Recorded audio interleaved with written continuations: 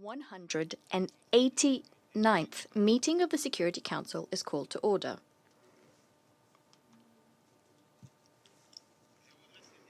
I would like to take this opportunity to pay tribute on behalf of the Security Council to Her Excellency Ms. Leonor Zalabata-Torres, the permanent representative of Colombia, for her service as President of the Council for the month of June. I am sure I speak for all members of the Council when I express my deep appreciation to Ambassador Zalabata-Torres, as well as her entire team. We are grateful for the great diplomatic skill with which they steered the Council's business last month. The provisional agenda for this meeting is the situation in the Middle East. The agenda is adopted. In accordance with Rule 37 of the Council's Provisional Rules of Procedure, I invite the representatives of Kuwait and the Islamic Republic of Iran to participate in this meeting. It is so decided.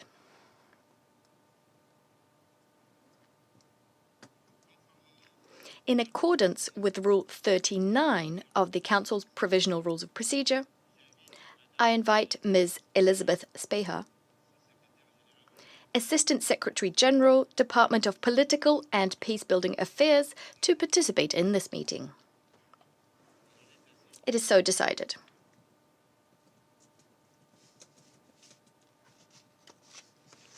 The Security Council will now begin its consideration of Item 2 on the agenda. I give the floor to Ms. Elizabeth Speha. Merci, Monsieur le Président. Thank you, President. Mr. President, last weekend witnessed a troubling resurgence of military confrontations between the United States and Iran, even as mediation efforts continued in Doha under the auspices of Qatar to advance the implementation of the 17 June Memorandum of Understanding. The Secretary-General welcomes the joint decision to de-escalate and exercise restraint. This decision offers a measure of hope that dialogue and diplomacy can regain momentum.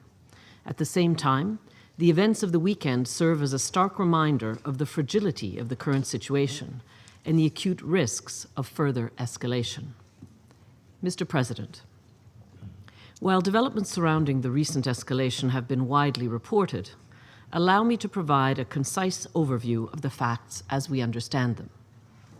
On 25 June, an Iranian drone struck the Singapore-flagged cargo merchant vessel Ever Lovely as it attempted to transit the Strait of Hormuz. The International Maritime Organization is reviewing the incident. Around the same time, a drone struck the Panama-flagged tanker Kiku near the strait as it transited along a route along the coast of Oman. The United States described these incidents as violations of the Memorandum of Understanding and as threats to freedom of navigation. The International Maritime Organization temporarily paused its evacuation corridor for stranded seafarers and vessels in the region. On 26 June, the United States carried out strikes on Iran's coastal military infrastructure in Hormozgan province, followed by a second wave of strikes the following day. The United States military characterized these actions as a, quote, direct response to continued Iranian aggression against commercial shipping, unquote, adding that Iran had, quote, elected not to, unquote, comply with the agreed ceasefire. The Iranian Foreign Ministry characterized the strikes as a, quote, blatant violation, unquote, of the Memorandum of Understanding, including its ceasefire-related provisions. Overnight into 28 June, Iran said it had targeted United States military infrastructure in the Gulf, launching ballistic missiles and armed drones. According to Iranian statements, targets included Ali al-Salem Air Base in Kuwait and the United States Fifth Fleet headquarters in Bahrain. Iran warned that further, quote, violations of the ceasefire, unquote, would result in a, quote, complete halt of ongoing diplomatic processes, unquote, while also threatening a, quote, crushing response, unquote, to any additional United States military action. Later on 28 June, the United States conducted further strikes on Iran. The President of the United States warned of additional escalation should Iran fail to comply with the ceasefire, indicating a readiness to intensify military action if necessary. The United States reported no casualties among its personnel and no damage to its installations in Bahrain and Kuwait. The Bahrain Defense Force reported intercepting several Iranian aerial threats. Bahrain's Interior Ministry also reported that a residential building had been damaged. No casualties were reported. This followed an earlier round of Iranian drone strikes on Bahraini territory on 27 June. In Kuwait, authorities reported intercepting 2 ballistic missiles in their airspace on 28 June, following earlier defensive responses to missile and drone threats. Mr. President, the Secretary General unequivocally condemns all attacks against civilians and civilian infrastructure. Such actions are unacceptable. Residential areas, ports, energy facilities, commercial vessels, and maritime personnel must be protected. The Secretary General has consistently underscored the importance of upholding navigational rights. Merchant shipping should not be used as a tool of pressure, and the security of international maritime routes must not be compromised. While maritime traffic is below pre-crisis levels, it continues, reflecting efforts to stabilize global supply routes. Every effort must be made to restore flows of oil, gas, fertilizer, and other critical commodities, thereby alleviating pressures on the global economy. We are encouraged by ongoing discussions aimed at strengthening guarantees for safe navigation in the Strait of Hormuz. In this regard, we note that Iran and Oman held talks on 29 June on the implementation of relevant provisions of the Memorandum of Understanding. Mr. President, on 28 June, the United States and Iran agreed to cease attacks on one another. It was further announced that Qatar would host indirect talks between the parties in Doha starting on 30 June on the implementation of the Memorandum of Understanding. These talks are ongoing. The United Nations welcomes the resumption of dialogue between the United States and Iran and encourages both sides to sustain engagement to advance the implementation of the 17 June Memorandum of Understanding. The breadth of the regional diplomatic engagement, including efforts by Qatar, Pakistan, Oman, and others, reflects the gravity of this moment. Continued coordination and constructive dialogue will be essential, both to manage immediate tensions and to lay the groundwork for longer-term confidence-building measures. Each new strike, each new interception, each new maritime incident increases the risk of miscalculation. After months of dangerous escalation, a return to full-scale hostilities would have catastrophic consequences for the peoples of the region, for international peace and security, and for the global economy. We therefore urge all parties to act with maximum restraint, to avoid actions that could undermine the ceasefire or close the door to diplomacy, and to comply fully with their obligations under international law, including the protection of civilians and civilian infrastructure and the preservation of freedom of navigation. Sustained political will and continued engagement will be critical to overcoming the current challenges and achieving a mutually acceptable and lasting agreement. At this juncture, the unified support of this Council for Diplomacy is more important than ever. The United Nations remains committed to supporting all efforts to prevent a return to conflict, restore stability, and advance a comprehensive and durable resolution of this conflict. Thank you. I thank Ms. Speha for her briefing. I now give the floor to members of the Council wishing to deliver statements. I give the floor to His Excellency, Mr. Abdulatif bin Rashid Al Zayani, Minister for Foreign Affairs of Bahrain. شكرا سيد الرئيس. Thank you, Mr. President. Mr. President, Excellencies, distinguished members of the Security Council, at the outset, may I congratulate the Democratic Republic of the Congo on assuming the presidency of the Security Council for this month, and thank the Republic of Colombia for its presidency last month. I also extend my appreciation to the Assistant Secretary General of the United Nations for peace-building support for her valuable briefing. I thank this esteemed Council for responding to our request to convene this urgent meeting.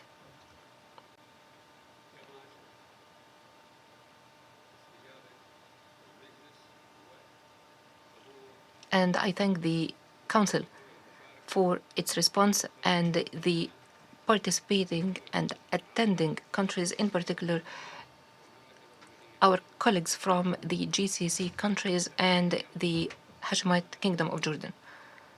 I speak today on behalf of the Kingdom of Bahrain, the state that has been directly targeted and harmed by a renewed and treacherous Iranian attack this week, involving ballistic missiles and armed drones directed against densely populated civilian areas, despite the fact that Iran signed the Islamabad Memorandum of Understanding with the United States on 17th June, which explicitly provided for the cessation of military operations on all fronts. The Kingdom of Bahrain requested this emergency meeting because of its recognition of the Council's primary responsibility for the maintenance of international peace and security, and in the confidence that this Council, having condemned the Iranian attacks against the GCC states and Jordan in its resolution 2817, will not remain a bystander in the face of such a blatant challenge to its authority. What the Kingdom of Bahrain has recently endured is not an isolated incident, but is instead part of a continuous series of attacks that began on 28 February and have continued even after the signing of the Memorandum of Understanding, and indeed continue to this day. The Kingdom of Bahrain is one of the most densely populated countries in the world, the most densely populated in the Arab world, and third most densely populated globally. Industrial and critical infrastructure is situated in close proximity to residential neighborhoods within a limited geographical area. Over this period, Bahrain has been subjected to a total of 808 attacks, comprising 203 ballistic missiles and 605 armed drones. These attacks deliberately targeted civilian facilities, critical infrastructure, and residential areas, resulting in the deaths of 3 innocent civilians and injuries to 465 others, including women and children.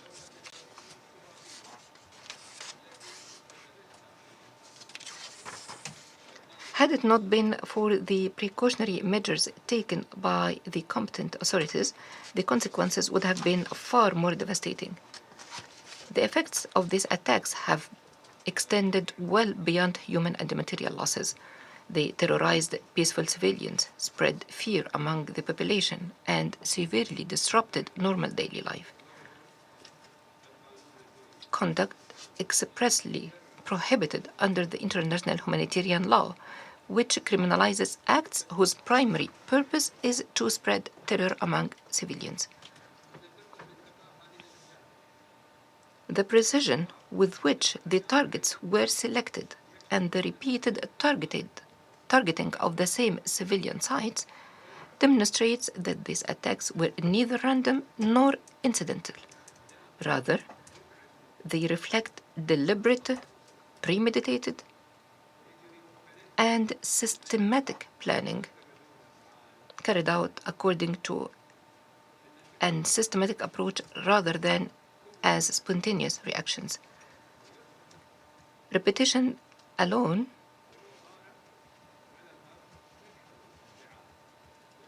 removes any doubt and establishes intent. The facts on the ground also disprove Iran's claim that these attacks are directed solely against military objectives. What possible military justification exists for targeting a water desalination plant, densely populated residential neighborhoods, civilian facilities, and critical infrastructure? The kingdom has documented every attack from the moment it took place and has submitted official communications supported by comprehensive evidence to the Secretary General and the President of the Security Council, leaving no room for allegations of exaggeration or politicization. In this regard, the kingdom has distributed to the members of this esteemed council copies of photographic evidence illustrating some of these attacks, and I encourage all members to review them.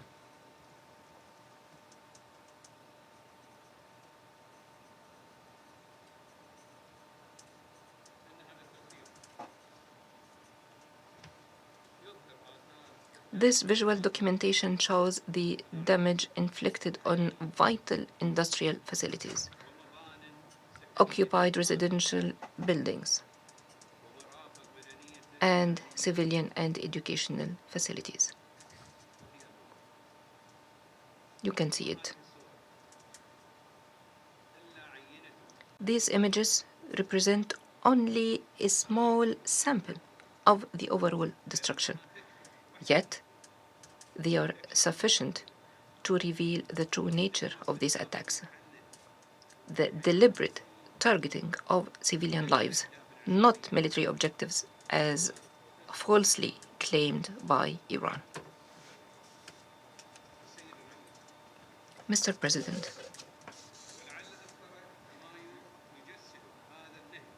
perhaps the most alarming example of this pattern occurred in the early hours of 5 April, when an Iranian drone targeted operational units at the Gulf Petrochemical Industries Company in Sitra, striking an ammonia storage tank located within a densely populated residential area. Had it not been for precautionary measures and the decision to empty the tank beforehand, the release of toxic ammonia gas could have caused a catastrophic humanitarian disaster. Containing the danger required the establishment of a precautionary exclusion zone extending 2 kilometers and the evacuation of nearby residents. Targeting a facility containing hazardous substances within a populated civilian area amounts to a war crime. A legal characterization publicly affirmed by national authorities and is expressly prohibited under Additional Protocol 1 to the Geneva Conventions.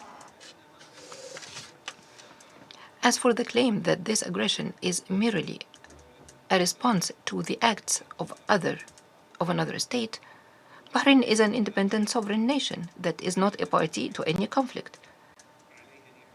Any state that has a dispute with another must address it directly, not transfer its consequences onto civilians in a third country.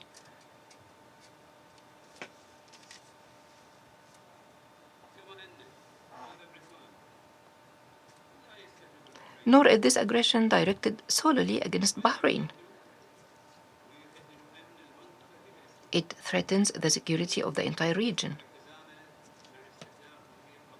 It has coincided with attacks in the vicinity of Kuwait International Airport, one of the most important civilian facilities in the state of Kuwait, posing a grave threat to civil aviation safety and the security of international air navigation. Matters that should be of serious concern to this Council. And these attacks launched by Iran and its proxies are not confined to any single state. This Council previously convened an emergency meeting at Bahrain's request following an attack by a drone on the Baraka nuclear power plant in UAE, causing a fire in an external electrical generator and bringing the region to the brink of a nuclear safety disaster.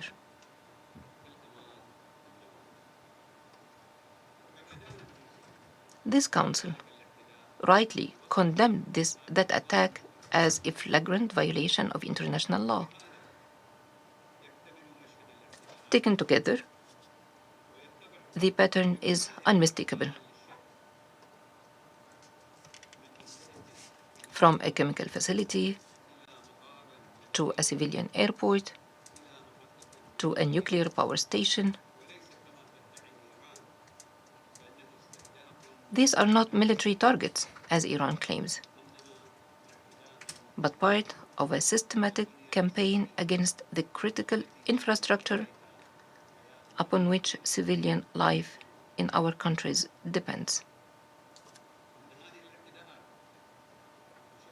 These attacks constitute a clear violation of the Charter of the United Nations and Security Council Resolution 2817, which was supported by 136 member states. Even more troubling, they continued after Iran committed under the Memorandum of Understanding to a permanent cessation of military operations, only to breach that commitment within days. This is not an isolated incident.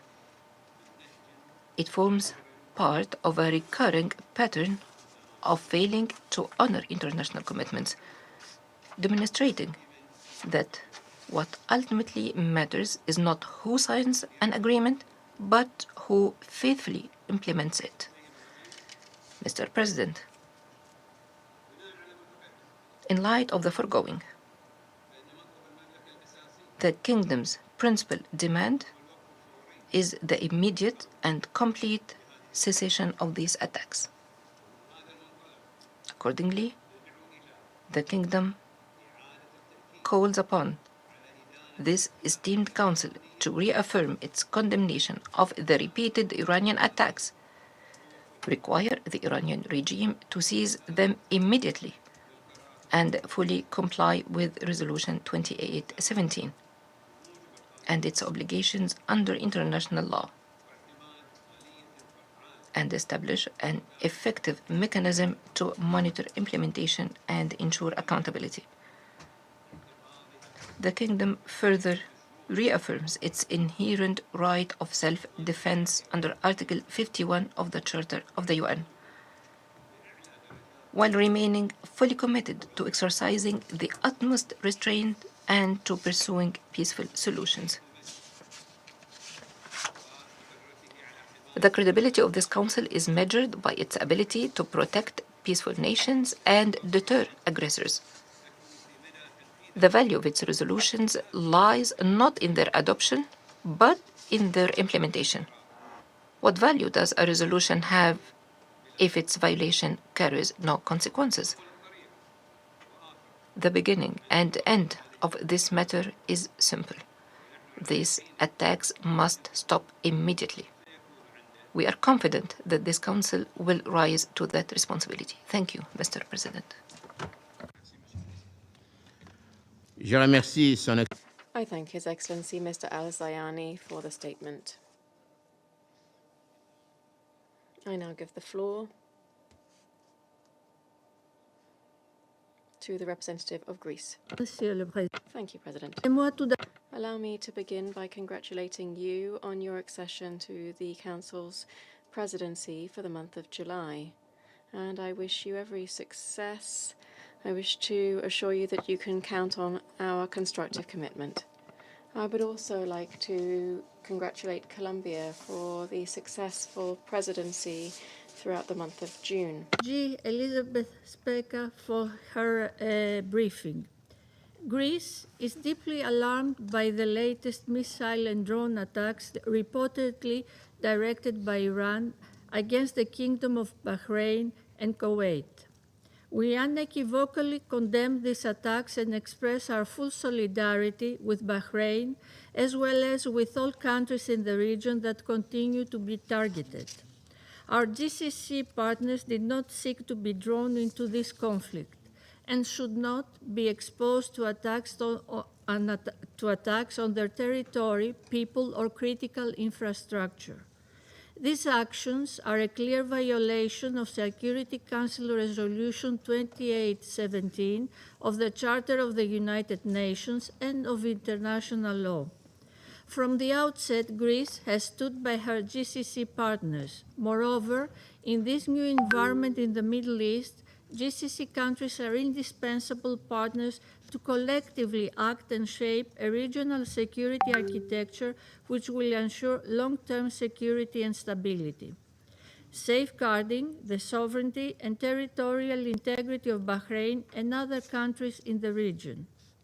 Mr. President, the ceasefire agreements in the region continue to be fragile and risks of further escalation remain high.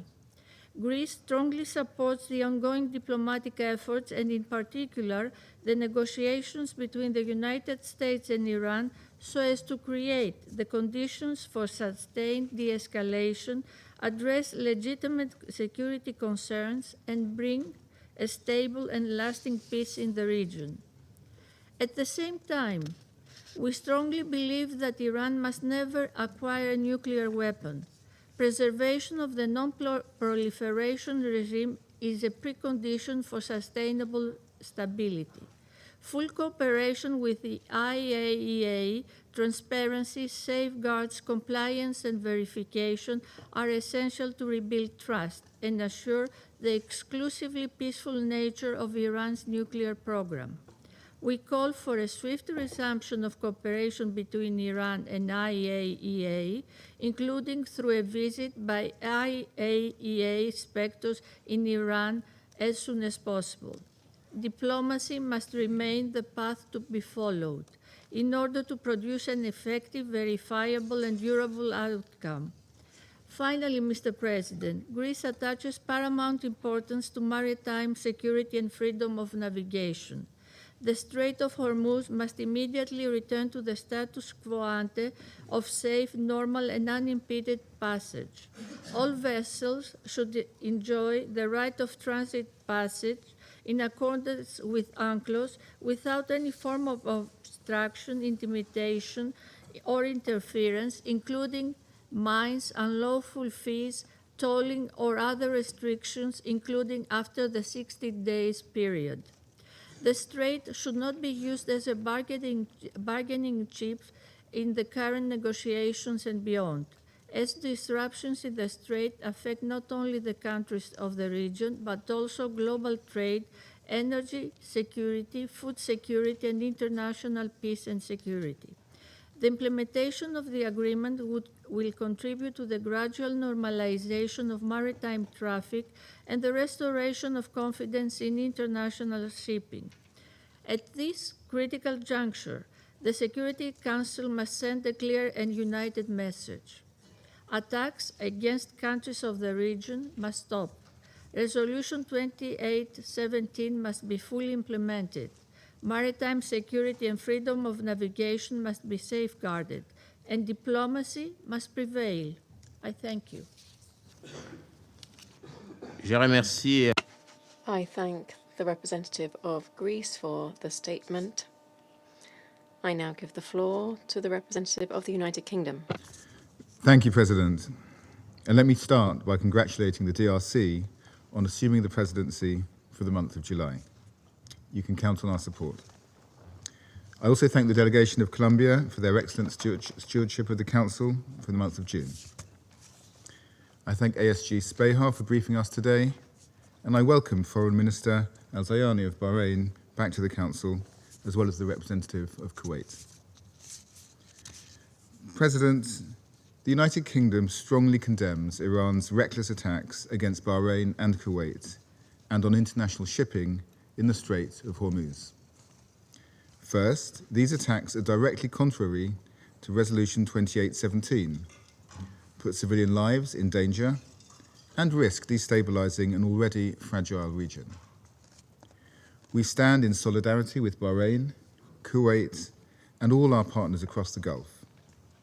The United Kingdom remains committed to regional security and stability, and we will continue to provide practical support to strengthen the defence and security of our partners.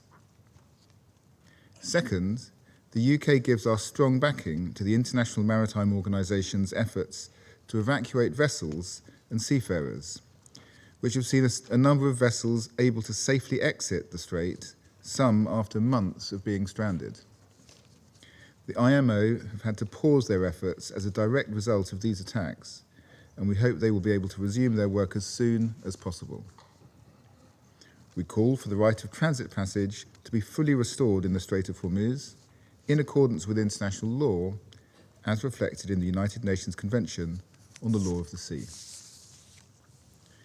It is critical that the strait is free from the threat of violence and any form of tolls or unlawful impediments, and that all parties comply with their obligations under international law.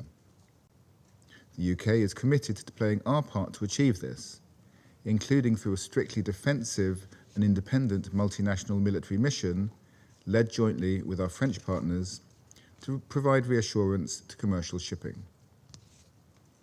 Finally, President, the UK welcomes and supports the implementation of the US-Iran Memorandum of Understanding and the ongoing negotiations. We recognise this as a moment of opportunity to restore stability, not only for the region, but also for the global economy. It is essential that global security and economic interests are safeguarded under a final agreement. And I thank you. I thank the representative of the United Kingdom. I now give the floor to the representative of Denmark. Thank you, Mr. President, and we congratulate the DRC on assuming the presidency of the Security Council for the month of July. You can count on our support. And we also thank Colombia for steering us through a very busy June. Let me also thank ASG Elisabeth Speha for her briefing.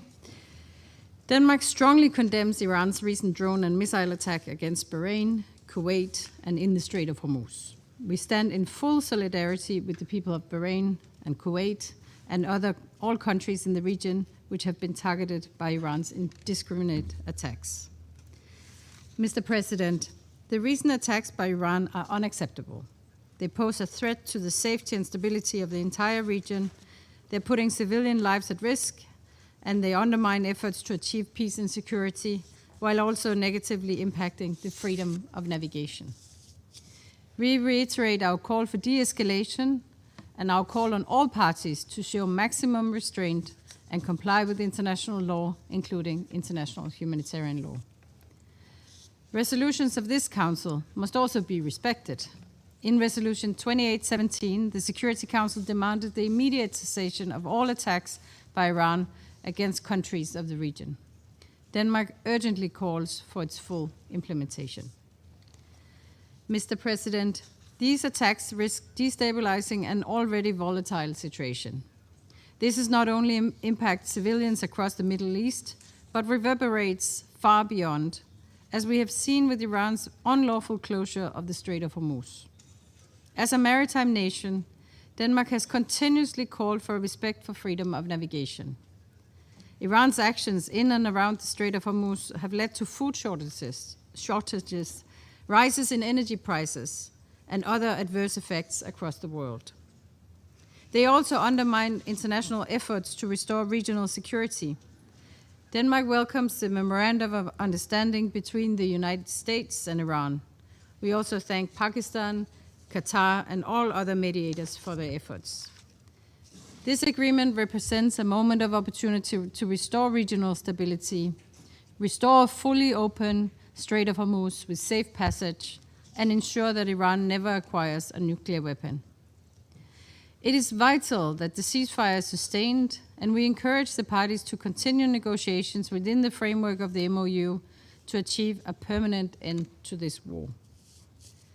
In closing, we reiterate our call for de-escalation and a durable solution.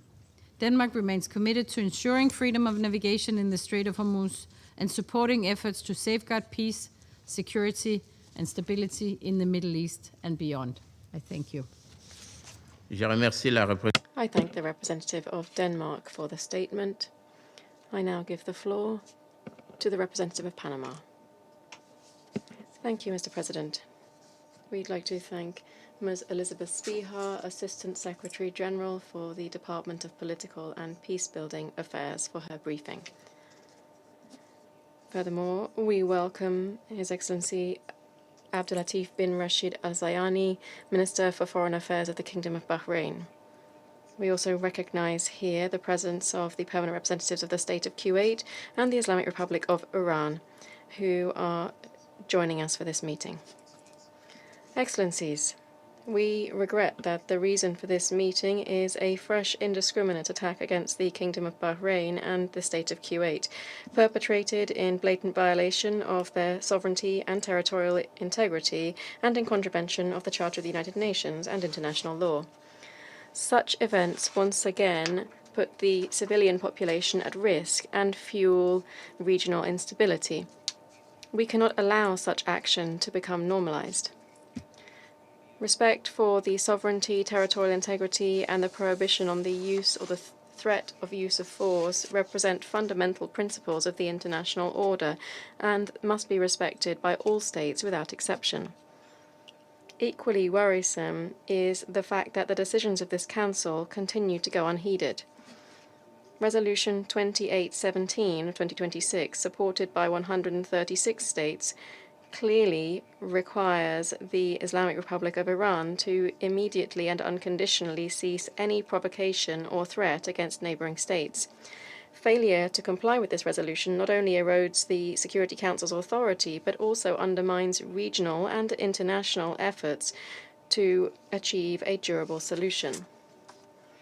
For this reason, we call on the Islamic Republic of Iran to fully comply with its obligations under international law and with the resolutions of this Council, to halt any action or threat that might worsen the situation, and to opt for dialogue and diplomacy as the only path towards preserving international peace and security.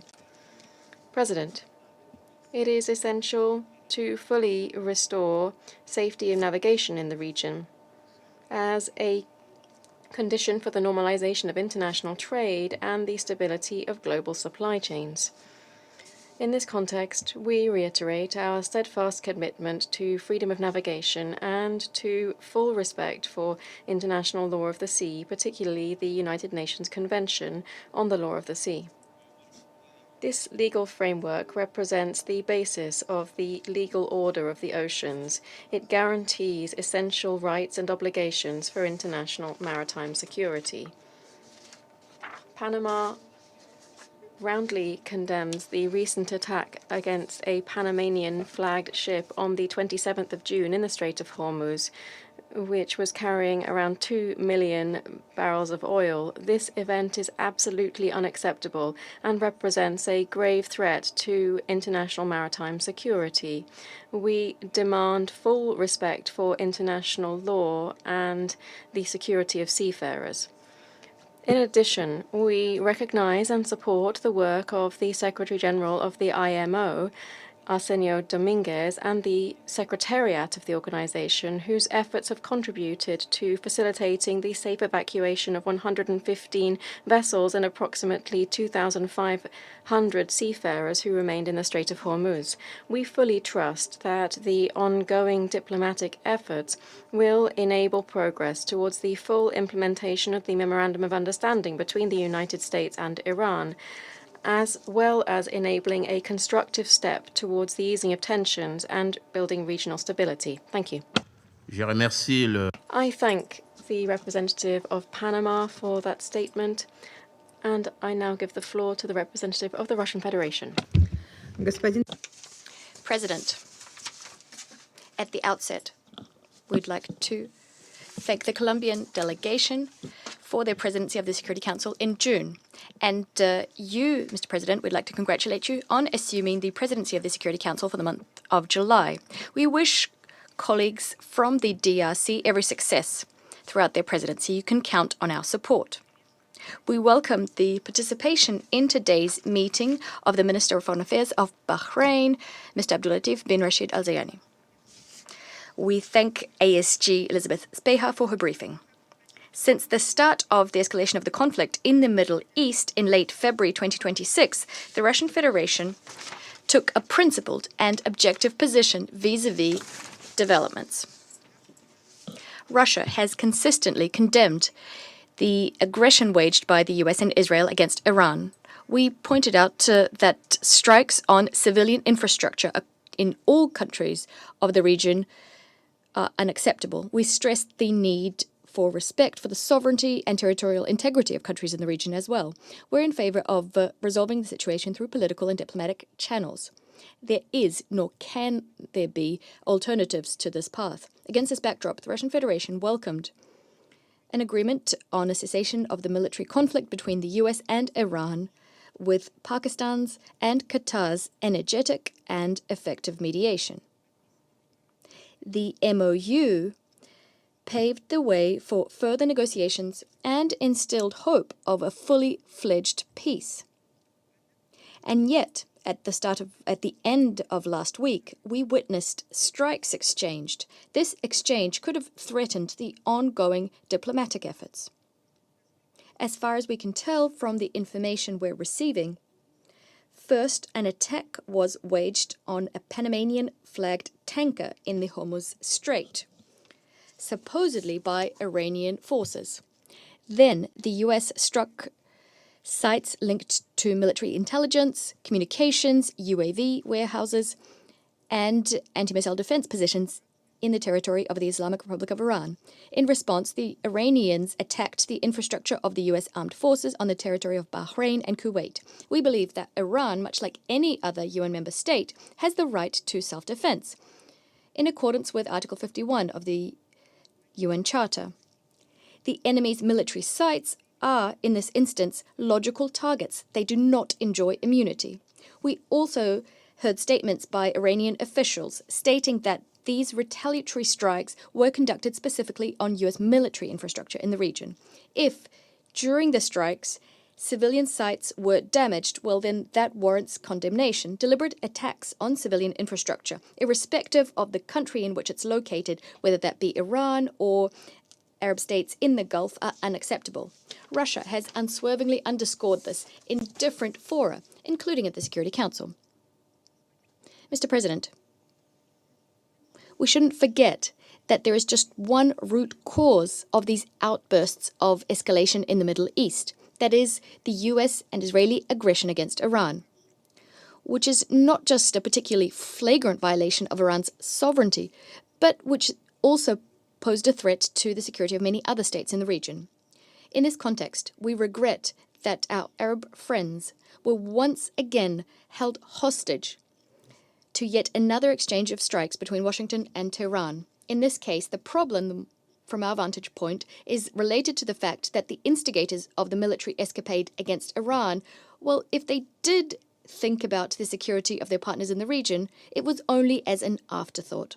Having said that, it's encouraging that despite what's transpired, the parties to the Islamabad Memorandum have reasserted that the ceasefire is in place and are continuing technical consultations on various aspects of the agreement reached on the 17th of June.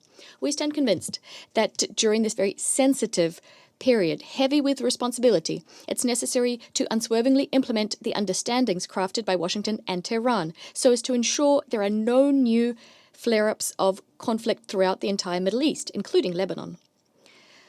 We expect that work on a comprehensive agreement will facilitate the restoration not only of lasting peace, but also trust between our friends on both sides of the Persian Gulf. We expect that the outcome of these efforts will be the resumption of unfettered and safe navigation in the Hormuz Strait, which would benefit the energy and the food security of the states of the Global South.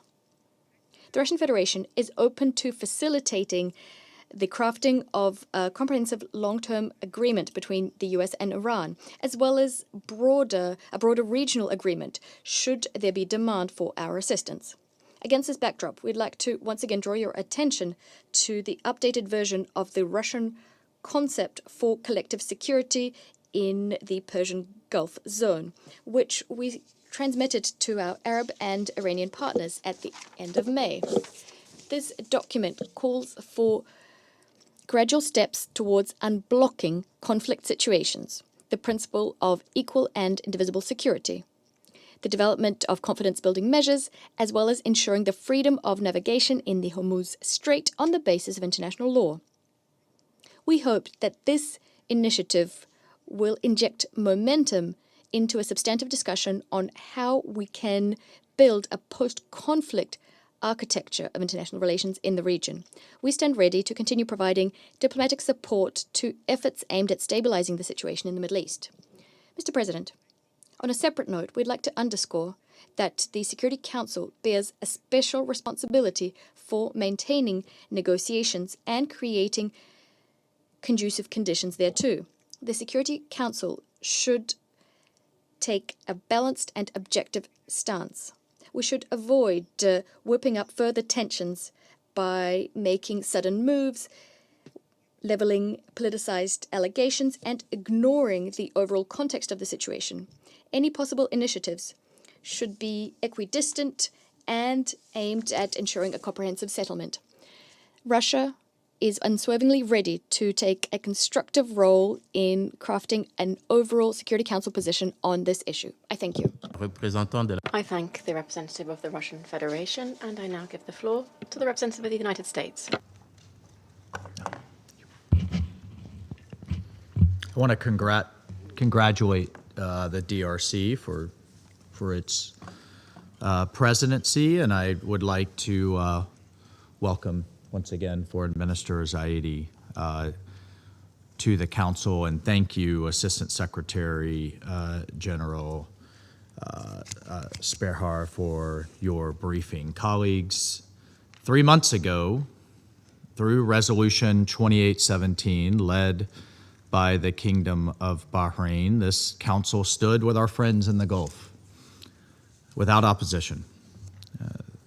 As their hospitals, as their airports, energy infrastructure, resorts were under blistering fire from Iranian drones and missiles. And I'll tell you, personally, on a personal note, I was just in the Gulf, in the Kingdom, along with the United Arab Emirates and other partners that have been indiscriminately struck by Iran, with their civilian infrastructure repeatedly damaged.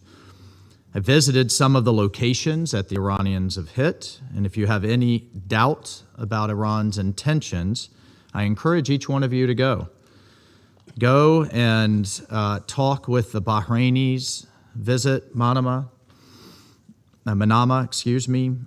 visit Abu Dhabi and other locations. They didn't just kind of fire off a bunch of missiles and drones hoping that they would hit a few targets.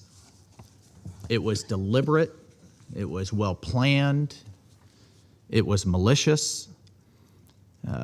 I visited the Bahraini Petroleum Company, where I saw where Iran very precisely targeted the fire suppression lines first. They then targeted first responders so that they could not respond. They targeted a site literally in the middle of a neighborhood. Fortunately, the drone didn't explode. Would have potentially killed 2,000 to 3,000 families in a massive, massive explosion. But they did this in a way to maximize damage. Even when they hit fuel tanks, they targeted the largest fuel tank and was sure to hit the bottom of the tank rather than the top so that it fully drained. And again, the fire suppression apparatus, the safety apparatus had been destroyed, and the first responders even, the firemen and women had been attacked so that they couldn't put out the fires. They even aimed at chemical storage areas, again, where direct strikes could have killed thousands of innocent people in what Iran will, I'm sure, their representative today will call neighbors and colleagues. That's not how you treat neighbors in my neighborhood where I come from.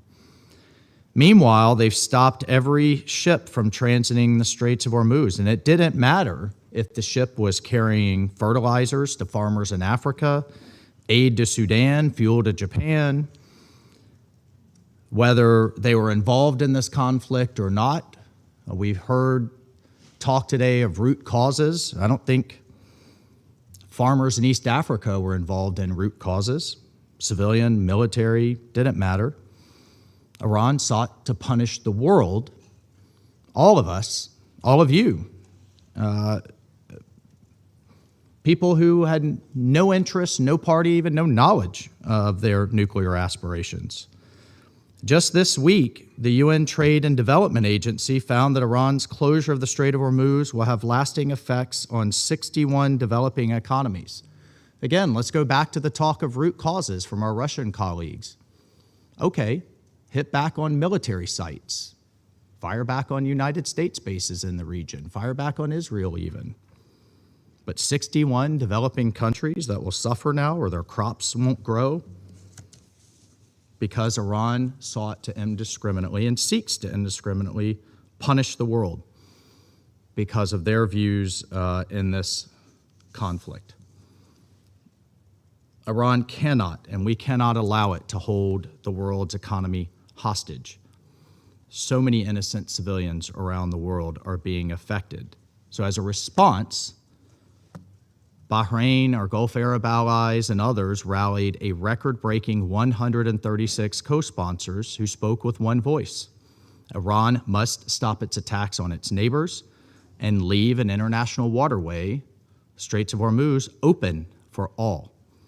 Our friends in the Gulf have rallied another 143 co-sponsors on a separate draft resolution circulated in May that once again calls on Iran to stop its illegal mining. We can't just throw mines, whether it's on land or in the sea, in response to a conflict.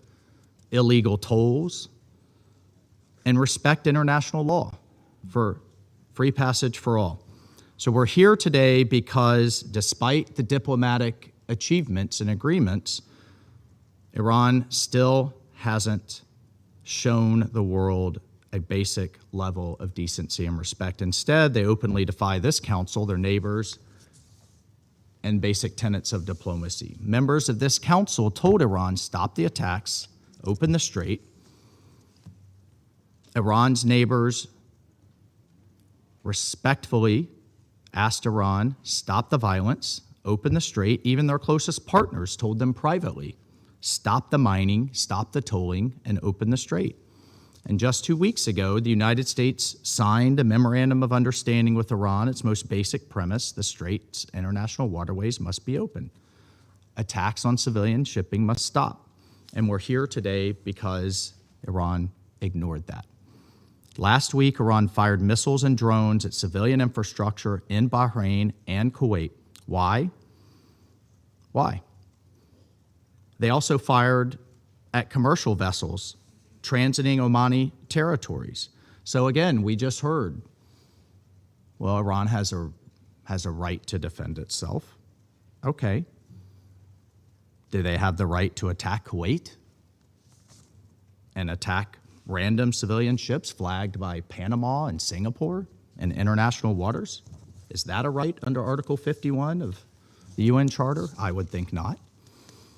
So again, let's be clear what happened here. After 136 countries told Iran to stop, Iran fired again. After its neighbors pleaded for de-escalation, Iran fired again. After the United States sat down for weeks and pursued diplomacy at the highest levels, the Vice President of the United States signed a memorandum of understanding, Iran fired again.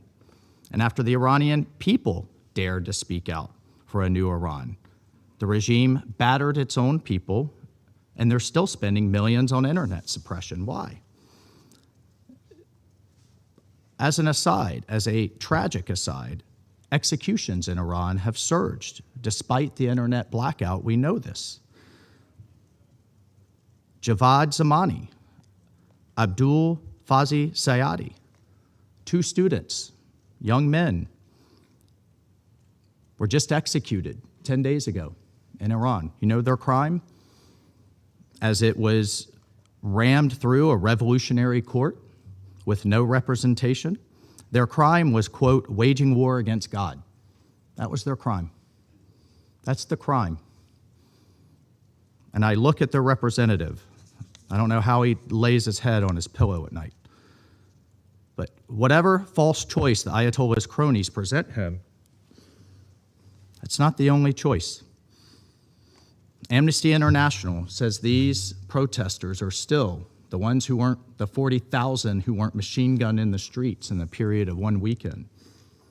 Amnesty International says they're being held in secret, they're being tortured into confessions, they have no counsel, and in some cases being publicly hung to send a message. There's an old scripture that says, quote, I have set before you life and death, blessing and curse. Iran cannot keep choosing death and curse. And today, we once again urge Iran to revert to the path of peace and dialogue. The world is not with Iran. Iran's own people are not with this regime. Its neighbors are not with this regime. Colleagues on this council and all responsible nations, it is a time for choosing. And please make your stance clear. These attacks are fundamentally unlawful, they are inconsistent with the Memorandum of Understanding, and they are certainly in violation of this Council's Resolution 2817. And they're a disservice to the future of the Iranian people. I cannot stress enough the possibility of real, transformative, positive opportunity for the nation and people of Iran is on the table. But President Trump's patience is not unlimited. The world cannot continue to suffer, and Iran must abide by its obligations to this council that this council voted for without opposition, and the world must hold this regime to account. I thank you. I thank the representative of the United States. I now give the floor to the representative of Liberia. Thank you. Thank you, Mr. President. I have the honor to deliver this statement on behalf of the A3, namely the Democratic Republic of the Congo, Somalia, and my own country, Liberia. We thank the Assistant Secretary General for her comprehensive update on the latest developments in the region. The A3 congratulates you, Ambassador Zenon, and the Democratic Republic of the Congo on assuming the presidency for the month of July. Of course, you can count on the A3's full support. We thank the Colombian delegation for the stellar stewardship of the Council last month. We welcome the presence of the distinguished Foreign Minister of Bahrain in today's meeting, as well as the representative of Kuwait. Mr. President, the A3 is deeply alarmed by the recent attacks on Bahrain and Kuwait. The explicit admission of responsibility for these actions is no mere footnote. It is a warning flare over our already fragile region, signaling a dangerous escalation in the wider pattern of hostilities across the Middle East. These renewed escalations in the Gulf threaten to widen the circle of instability, endanger regional security, and send tremors through the global economy. At such a moment, the principles of international law cannot be treated as optional instruments of convenience, because in truth, they are the vital guardrails preventing crisis from becoming catastrophe. Therefore, we call for absolute respect for the sovereignty, territorial integrity, and the political independence of all states, especially the peaceful Gulf nations. We urge all parties to choose dialogue over brinkmanship, restraint over retaliation, and diplomacy over the dangerous illusion that force can deliver lasting security. In this regard, the A3 welcomes the June 17 signing of the Memorandum of Understanding between the United States and Iran, achieved through the mediation of Pakistan. We strongly urge all parties to strictly adhere to their ceasefire commitments and protect the integrity of these fragile talks. A diplomatic opening, once closed, is rarely easily restored. Recent military actions must not be allowed to extinguish the possibility of dialogue. Sustainable peace can only be built at the negotiating table, never on the ruins of confrontation. We reiterate our urgent call for the protection of civilians and civilian infrastructure. In every conflict, innocent lives must never become the currency of political calculation or military advantage. Commitments undertaken by the parties must be fully respected, faithfully implemented, and honored in good faith. Equally critical is the guarantee of freedom of navigation in international waterways, including the Strait of Hormuz. This is not merely a regional concern. It is a global necessity. No nation should mistake strategic waterways for levers of pressure, nor allow the arteries of international commerce to be held hostage to conflict. All parties must refrain from actions that undermine maritime security and the free flow of trade upon which the global economy depends. We demand full compliance with Resolution 2817 of 2026, which insists on an immediate end to threats and provocations targeting regional security and maritime commerce. To conclude, Mr. President, this Council must help ensure that the region steps back from the edge and returns to the path of reason, restraint, and responsible diplomacy. The choice before all parties remains stark: either widening the flares of conflict or widening the doors of dialogue.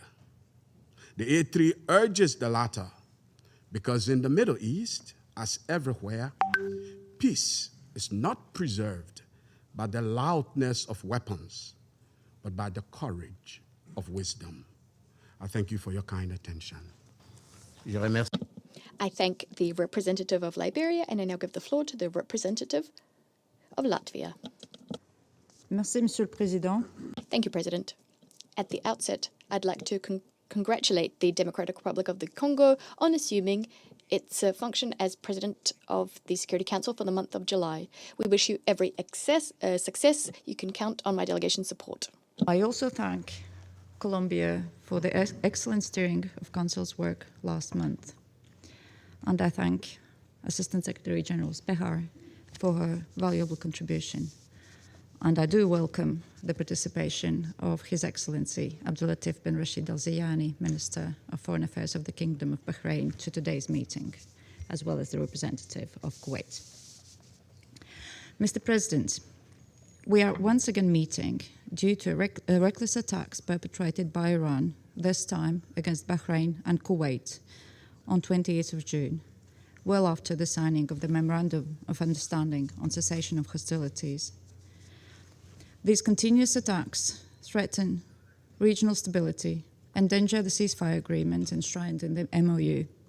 Latvia categorically condemns these attacks against civilians and civilian infrastructure, and we express our solidarity with Bahrain, Kuwait, and our partners in the Gulf. International law, international humanitarian law, must be respected by all parties at all times. And we reiterate that for diplomacy to succeed, a complete cessation of hostilities is critical, in full compliance with the Memorandum of Understanding and Resolution 2817. Iran must cease its campaign of unprovoked strikes against its neighbors and abandon any attempts to disrupt free and safe navigation through the Strait of Hormuz. This includes demining the strait and seizing any and all threats and attacks against maritime vessels. For months now, Iran has inflicted suffering on the most vulnerable around the globe by disrupting global supply chains, leading to spiking energy prices and endangering global food security. This follows decades of Iran's destabilizing activities in the wider region. And let me remind also the Council of the fact that Iran has supplied Russia with drones and missiles for its war of aggression against Ukraine, the same weapons it is now using against its neighbors in the Gulf.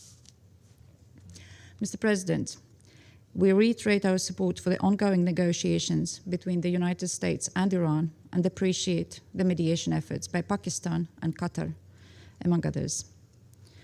A long-term sustainable solution to the threat Iran poses to the international rules-based order must be found. And it is imperative to ensure that Iran never acquires a nuclear weapon, engages with the IAEA, and ceases its destabilizing activities in the region and beyond, including attempts to hold an international waterway hostage, in clear violation of the United Nations Convention on the Law of the Sea. Latvia will remain a constructive partner in these efforts, and we continue to call on Iran to comply with its obligations under international law. I thank you. I thank the representative of Latvia. I now give the floor to the representative of Pakistan.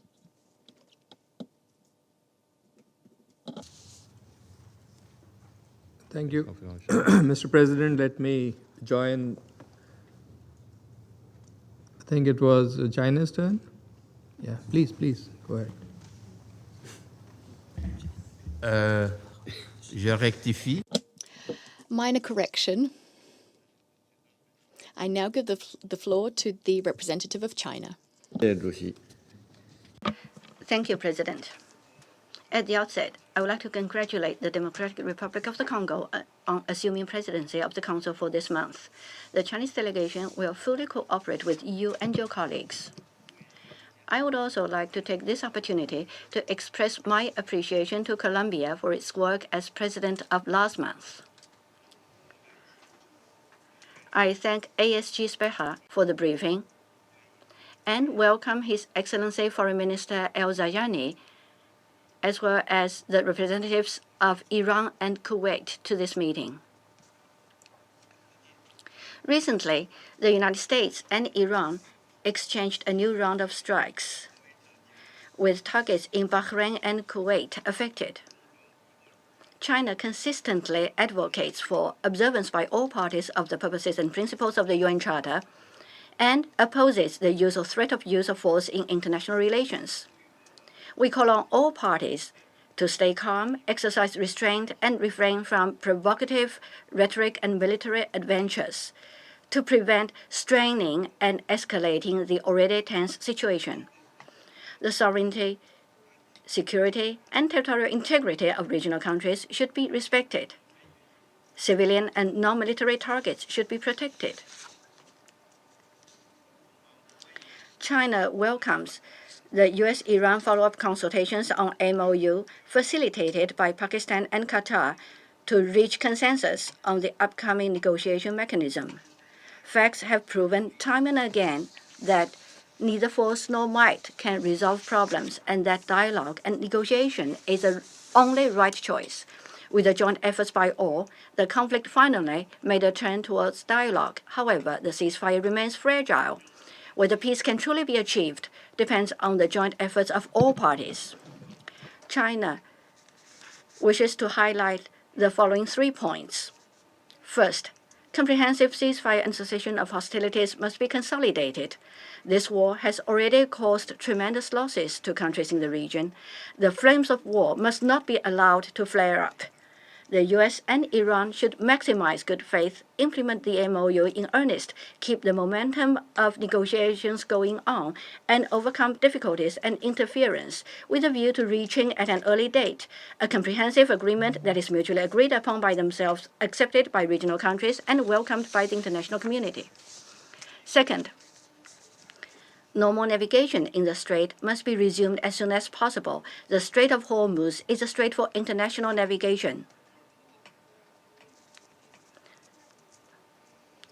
Restoring security and free passage in the strait helps maintain the stability of global production and supply chains and serves the common interests of regional countries and the international community at large. The arrangements for the strait must respect the coastal states' sovereignty and legitimate rights and interests, while also complying with international practice and the common aspirations of all countries. Third, relations among regional countries must be improved. The Middle East, including the Gulf, cannot once again become an arena for the rivalry among big powers or fall victim to geopolitical games. China supports regional countries in achieving genuine strategic autonomy, upholding a common, comprehensive, cooperative, and sustainable security concept, resolving differences through dialogue and consultations, exploring a new regional security architecture, and firmly taking their destiny into their own hands. As a responsible major power and a sincere partner of regional countries, China stays committed to upholding President Xi Jinping's 4 propositions for maintaining and promoting peace and stability in the Middle East. Along with the international community, China will play a constructive role in finding a political solution to regional hotspot issues and in maintaining and promoting regional peace and stability. Thank you, President. I thank the representative of China for his statement. I now give the floor to the representative of Pakistan. Thank you, Mr. President. Let me join colleagues in congratulating you on assuming the Council's presidency. And let me assure you also of Pakistan's full support. And we also commend Ambassador Leonor and the Colombian delegation for a very successful presidency last month. I would also like to welcome the presence of His Excellency Al-Zayani, the Honorable Foreign Minister of Bahrain, in today's meeting, and we have listened attentively to your statement. We also welcome the participation of the representatives of Iran and Kuwait in this meeting. President, it has been Pakistan's consistent belief that the only way to settle the situation in the region conclusively and comprehensively is through diplomacy, dialogue, and negotiations. From the outset, Pakistan has maintained a principled position with respect to the inadmissibility of any use of force outside the bounds of international law, the unwarranted strikes against Iran and those targeting the GCC countries. Pakistan has been categorically condemning attacks against the GCC countries and once again expresses its full solidarity with our brothers and sisters in Bahrain and Kuwait. We had all along cautioned that if not contained, this conflict would directly impact the peace and security situation in the region with the potential of wider geographical conflagration. Pakistan initiated its mediation efforts out of a deep sense of responsibility towards promotion of regional and global peace and stability and the protection of precious lives and livelihoods. Pakistan has been engaged from the beginning under the firm conviction that any further escalation and continuation in fighting would only exacerbate human suffering and carry grave consequences for regional and international peace and security. The conclusion of the Islamabad Memorandum of Understanding between the Islamic Republic of Iran and the United States of Amerika reflects a victory of robust and determined diplomacy. Our efforts are aimed at saving lives, de-escalating the situation, and opening the space for structured dialogue leading to an enduring mutual understanding and a final deal. We thank the parties and our partners, especially Qatar, Saudi Arabia, Turkey, Egypt, as well as China, for reposing their trust in and support for Pakistan's mediation efforts. Pakistan has stepped up its diplomatic engagement with key regional and international stakeholders to facilitate earnest follow-up and implementation of the Islamabad Memorandum of Understanding by Iran and the United States, in line with the Pakistan-Qatar joint statement issued on 21st of June 2026. And yesterday, Pakistan and Qatar concluded separate meetings with the US and Iranian negotiators in Doha, with positive progress made on issues related to the Islamabad Memorandum of Understanding, building on the outcomes of the Lake Lucerne Summit. The parties agreed to continue discussions over the coming period, with the next meeting to be scheduled at the earliest possible time. So we remain hopeful and optimistic that we will continue to see meaningful progress in the coming days. Pakistan's leadership remains engaged with the parties, our partners, and the regional countries. We continue to facilitate dialogue and confidence-building measures to prevent any escalation and to sustain the diplomatic engagement. From our perspective, the fact that the talks are continuing and the parties are on the negotiating table is a significant positive outcome. The channels of communication remain open, and we are persisting in our efforts geared towards ushering peace, security, and tranquility that will benefit the entire region and all countries without exception. I thank you. Je remercie le représentant du Pakistan. I thank the representative of Pakistan. I now give the floor to the representative of Colombia. Mr. President, I thank the Presidency for convening this meeting, and since this is the first time that I am taking the floor, I take this opportunity to wish you every success in your work this month. In addition, I would like to thank the Assistant Secretary General, Ms. Spiha, for her briefing. I convey my greetings to the delegations joining us today. In addition, I welcome the Foreign Minister of Bahrain, Mr. Abdulatif bin Rashid Al Zayani. Colombia condemns in the strongest terms the recent attacks targeting Kuwait and the Kingdom of Bahrain and expresses its solidarity with the peoples of both countries. These events represent a grave threat to international peace and security and reveal the precarious situation facing the region. The pattern of attacks and reprisals is not building security for any state. Rather, on the contrary, it is ramping up mistrust and entrenching a dynamic of confrontation whose consequences are felt beyond the actors directly involved. This merely fuels a cycle of instability which heightens risks for the civilian population, shrinks space for dialogue, and distances the prospects for a political solution. In this context, my country reiterates that all states have the obligation to act in accordance with the Charter of the United Nations, respecting the sovereignty and territorial integrity of states. These principles cannot be applied selectively. Rather, they represent legal obligations binding equally on all states and represent the basis of the international order. Mr. President, at the same time, Colombia deems it essential to preserve the momentum of ongoing diplomatic efforts, and we call on all parties to exercise maximum restraint, avoiding any action which might exacerbate the situation or lead to a greater escalation. In this regard, the recent Memorandum of Understanding between Iran and the United States represents an opportunity that must not be squandered.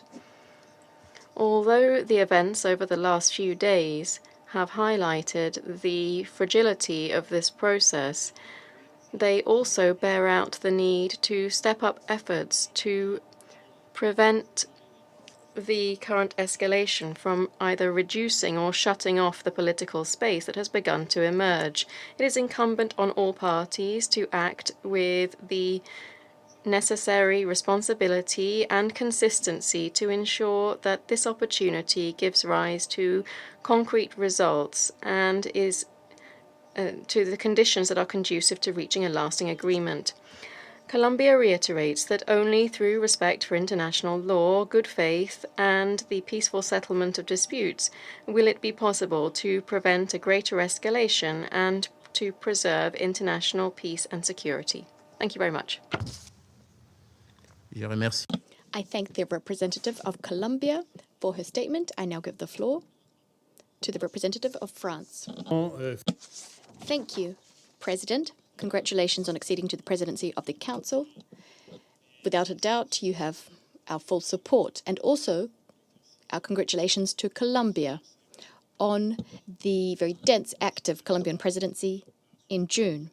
I thank ASG Speja for political affairs. Ms. Speja, thank you for your very specific briefing. The Council is meeting at the behest of the Kingdom of Bahrain.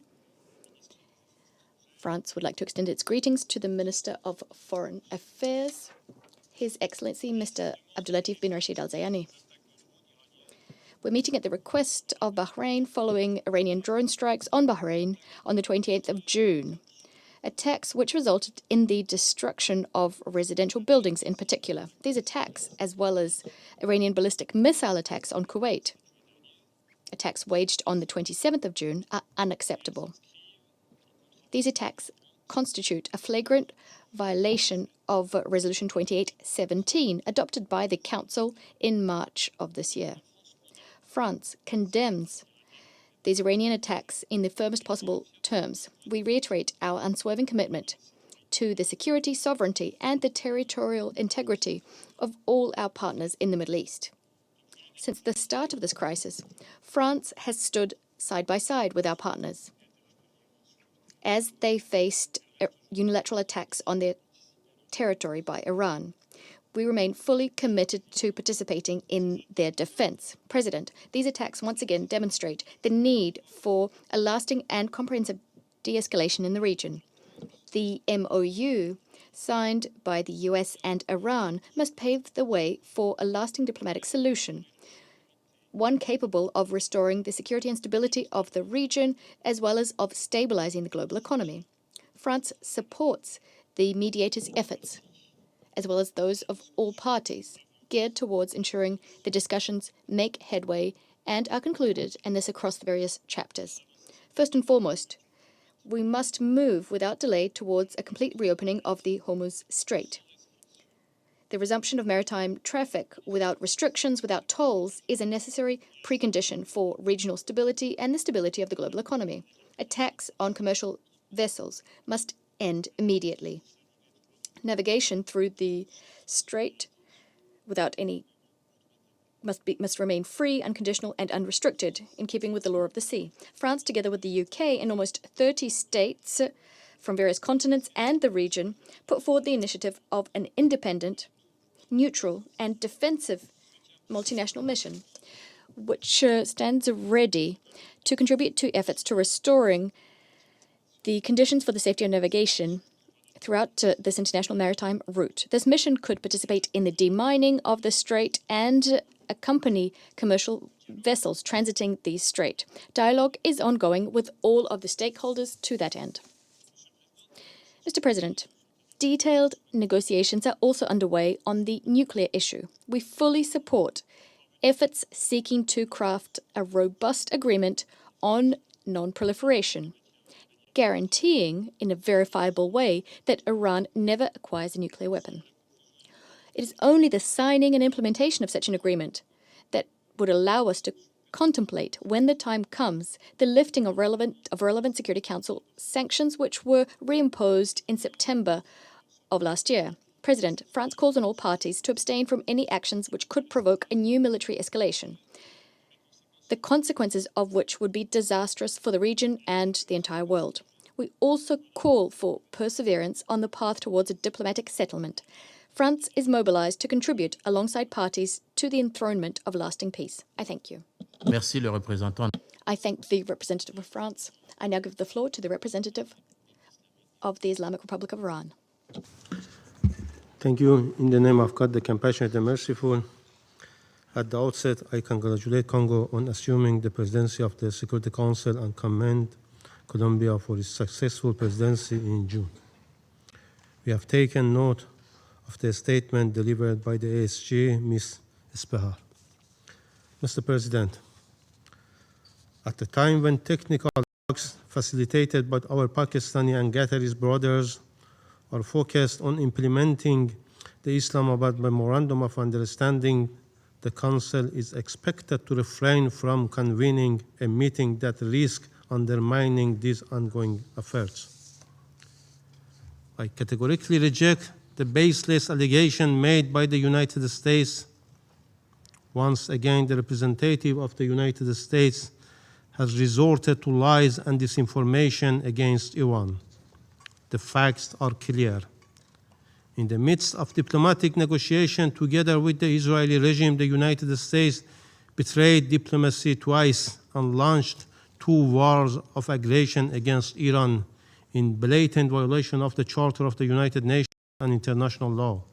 These violations constitute a grave threat to international peace and security. I also reject the unfounded accusation made by certain Western members of the Council and the representative of Bahrain. Instead of addressing the root cause of the current crisis, they have ignored the unlawful aggression committed against Iran, remained silent in the face of these serious violations, and sought to shift blame onto the victims. Their double standards and hypocritical behavior have deprived them of any credibility to lecture others. Against this background, I would like to make the following points. First, Iran is the main victim of the wars of aggression launched by the United States and Israeli regime. The role of the victims and aggressor must not be reversed. The United States and Israeli regime have flagrantly violated the UN Charter and international law, including international humanitarian law, by imposing 2 unjustified and unwarranted wars against the Iranian people. During the attacks in June 2025 and between 28 February and 8 April 2026, the United States deliberately targeted civilians and civilian infrastructure, including hospitals, sport facilities, schools, and cultural sites. Even the President of the United States and other senior U.S. officials publicly admitted to and openly boasted about committing these heinous war crimes against the Iranian people and civilian infrastructure.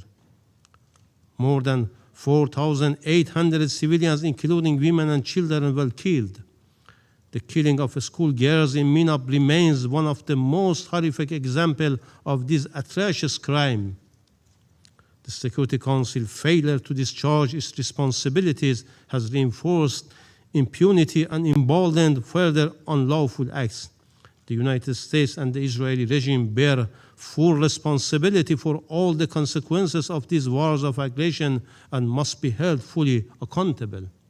Second, the United States has repeatedly violated the 8 April ceasefire and its commitments under the Islamabad Memorandum of Understanding by launching further attacks against Iran's sovereignty and territorial integrity.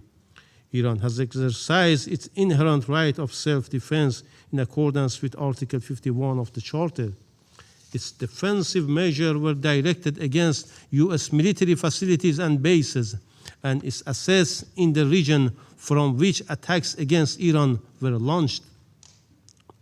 We strongly condemn the United States' recent air attacks and aggression of 27 June 2026 against Iran's southern coastal facilities, which constituted a flagrant violation of Article 2, Paragraph 4 of the Charter, as well as a clear breach of Paragraph 1 of the Islamabad MOU. Third, certain members referred to the politically motivated Resolution 2817. Iran's position regarding Resolution 2817 is clear, consistent, and well documented in the communication circulated as official document of the Security Council. Iran has rejected this politically motivated resolution. The resolution was adopted through a one-sided and politicized process and ignored the root cause of the crisis, denied Iran's inherent right of self-defense, and failed to determine the United States and Israeli regime as aggressors. No Security Council resolution can deprive a member state of its inherent right of self-defense under the UN Charter.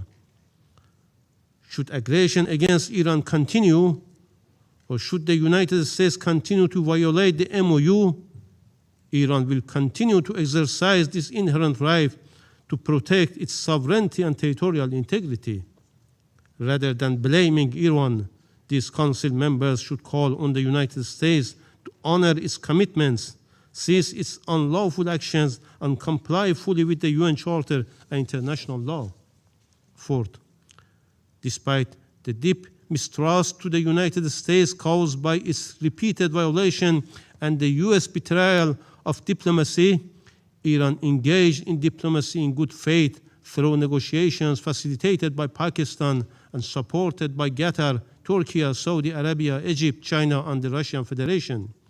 This process resulted in the signing of the MOU on 17 June.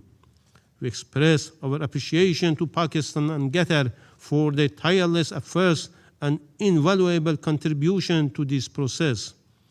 The MOU clearly requires the United States to negotiate in good faith, and in particular to refrain from any threat or use of force against Iran.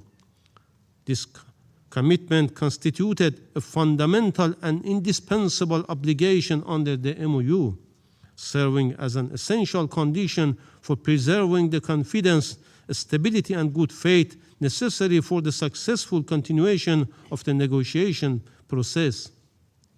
Yet, by launching another act of aggression and relying on a unilateral and legally unfounded interpretation of the MOU, the United States committed a material breach of its commitment and seriously undermined the diplomatic process. Fifth, Iran remains fully committed to implementing the MOU, including its provisions concerning the Strait of Hormuz, provided that the United States faithfully fulfill its own obligations. Paragraph 5 of the MOU provide, and I quote, "The Islamic Republic of Iran will make arrangement using its best efforts for the safe passage of commercial vessels, free of charge for a period of 60 days, from the Persian Gulf to the Sea of Oman, and vice versa. The transit of commercial vessels will resume immediately, and taking into account the need to remove technical and military obstacles, the mining by the Islamic Republic of Iran will be completed within 30 days." End of the quote. As has been stated by Iran's foreign minister, under the agreed arrangement, responsibility for the management of maritime navigation through the Strait of Hormuz, including its reopening and all necessary demining operation, rests exclusively with Iran. The implementation of this arrangement is currently underway in accordance with the MOU, and Iran has launched technical dialogue with the Sultanate of Oman. Any external interference or attempt to establish parallel arrangement would violate the MOU, undermine its implementation, delay the restoration of normal commercial navigation, put at risk safe maritime navigation, and increase regional tension. We therefore call upon all states, particularly the United States, to respect in good faith the letter and spirit of the MOU and refrain from reinterpreting its contents or action that interferes with its implementation. Sixth, Iran reiterates its commitment to the freedom of navigation and continue to ensure that such freedom is granted for all without interference. It should have been clear that the presence of U.S. military bases and foreign interference in the Persian Gulf region brings nothing but insecurity. They have put at risk the regional security in general and the maritime safety in particular. The U.S. has no coastal border in our region. It is not their waters, it is not their neighborhood. Defining and concluding a security regime for our region is the exclusive joint responsibility of the neighboring countries, and the U.S. and others, rather than a destructive military presence or interference, needs to support regional countries to fulfill such responsibility. In conclusion, the priority must be the full implementation of the MOU and the continuation of negotiations toward a comprehensive deal. The Security Council should support this process, encourage full compliance with the MOU, and refrain from provocative actions that could undermine diplomacy or further escalate tensions. I thank you. Je remercie le représentant. I thank the representative of the Islamic Republic of Iran, and I now give the floor to the representative of Kuwait. شكرا